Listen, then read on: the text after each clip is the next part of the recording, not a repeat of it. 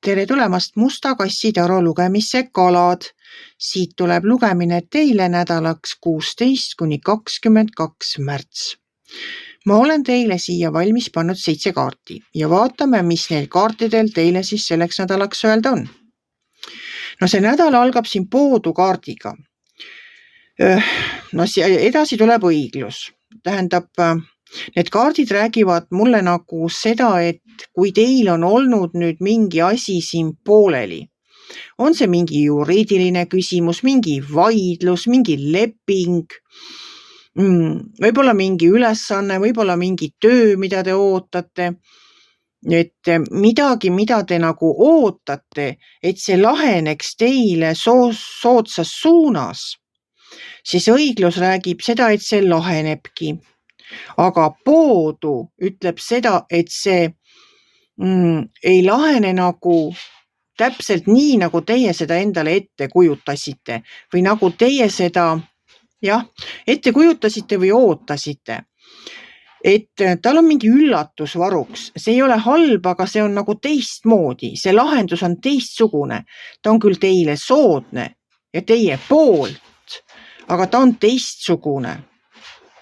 Edasi tulevad siit uudised, see sauade baas toob siit uudised ja päike tuleb välja ja siis on veel sauade äss. No siin on lihtsalt fantastilised kaardid.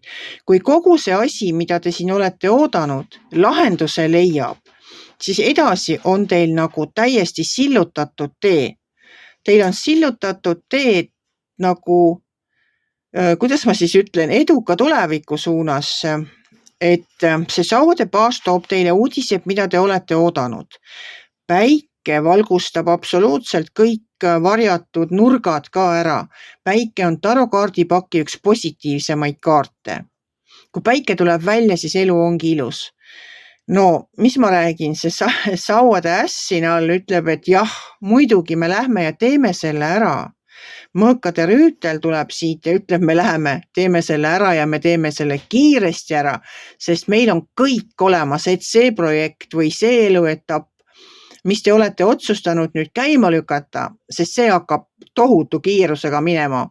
Mõõkade rüütel on üks kiiremaid rüütleid selles kaardipakis, et kõik, mis te käima lükkate, kõik läheb kiiresti ja edu on garanteeritud ja see on pikaaegne edu. See ei ole selline, et kuu aja pärast ma ei tea, kas see projekt mind enam toidab.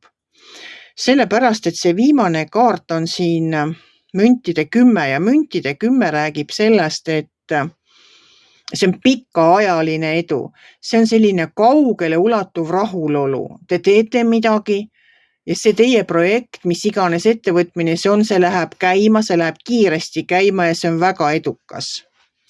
Et kui te olete oodanud lepingute sõlmimist, et mõni partner näiteks on teil seal venitanud ajaga ja ootate ja mõtlete, et ta teeks nüüd niimoodi, siis tema tuleb väikese üllatusega.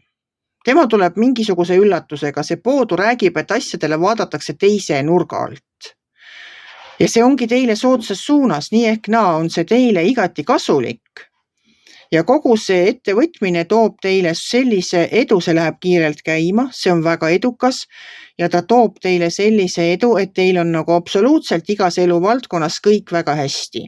Teil on tervisega korras, teil on perega kõik korras, teil on eluase olemas, teil on rahadega kõik korras.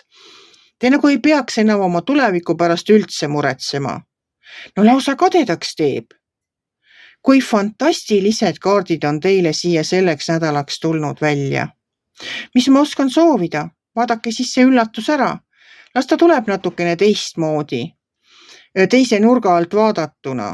Kuna õiglus on teie poolel ja kõik ülejäänu läheb nagu lepase reega, ikka selles teile soovitud ja soositud suunas, siis andke ainult minna.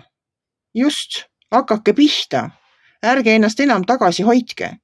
Nüüd on aeg selleks küps, mida igades te olete plaaninud ja mõelnud, siis nüüd hakake pihta. Selleks on aeg küps. Kui teile minu lugemine meeldis, ärge olge kitsi, pange ikka like pöial üles, võite ka kommenteerida ja kohtume järgmisel nädalal.